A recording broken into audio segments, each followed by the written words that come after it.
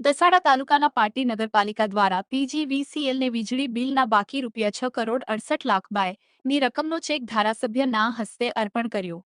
પાટડી નગરપાલિકાના વીજળી બિલના બાકી રકમનો ચેક પીજીવીસીએલના રત્નુ મેડમ ધાંગધ્રા અને પાટડી નાડી બી પ્રજાપતિને ધારાસભ્ય પી.કે. પરમારના હસ્તે રૂ. 6,68,00,000નો ચેક અર્પણ કર્યો હતો.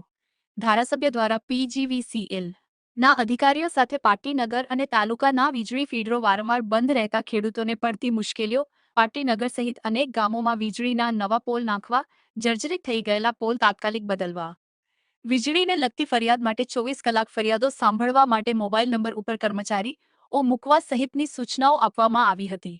આ તકે પાટડી નગર વિશ્વ પ્રમુખ હિતેશભાઈ રાવલ, ઉપપ્રમુખ મંજુલાબેન ઠાકોર, કારોબારી રિપલા સાવધા, પાટડી શહેર ભાજપ પ્રમુખ વિરલભાઈ સોની, મહામંત્રી ભરતભાઈ દરજી, પ્રકભાઈ પાલિયા, જિલ્લા ભાજપ મંત્રી ચેતનભાઈ શેઠ, રશ્મિભાઈ રાવલ, અમૃતભાઈ વાઘેલા, વિક્રમભાઈ રબારી, ચીફ ઓફિસર રઘુભાઈ ખામલા ઉપસ્થિત રહ્યા હતા. SX24 ન્યૂઝ ગુજરાતી સાથે મીનહાજ મલિક, સુરેન્દ્રનગર.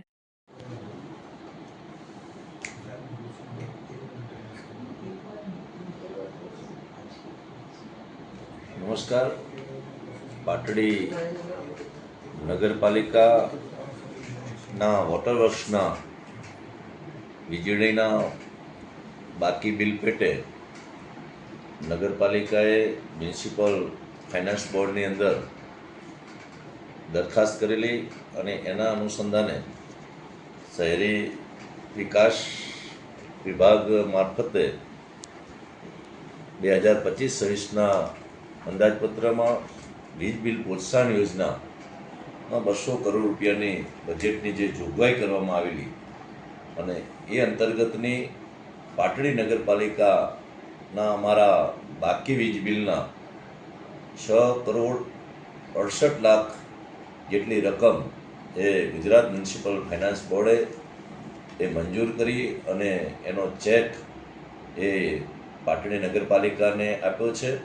અને ખાસ કરી અને આ નિધિની રકમ એ વીજ બિલ પ્રોત્સાહન યોજના તળે પાટડી નગરપાલિકાને આપવાની છે અને આગામી સમયમાં પાટડી નગરપાલિકાને મળનાર ગ્રાન્ટમાંથી એ જે રકમ ફાળવવામાં આવી છે એ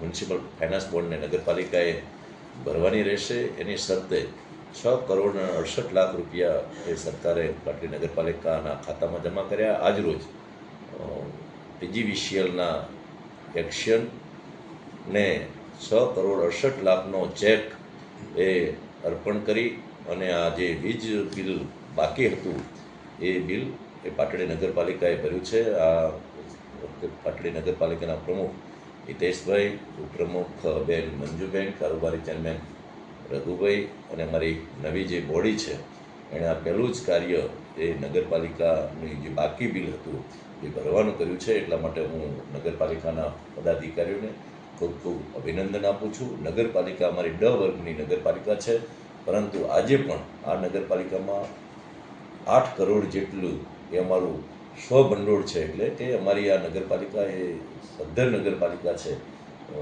કર્મચારીના પગારની વાત હોય કે વિકાસની બાબત હોય અને તેમાં ડ વર્ગની નગરપાલિકા છતાં અમારી આ નગરપાલિકા અગ્રેસર ભૂમિકામાં હોય છે. ત્યારે હું ખૂબ ખૂબ અભિનંદન આપું છું. આભાર.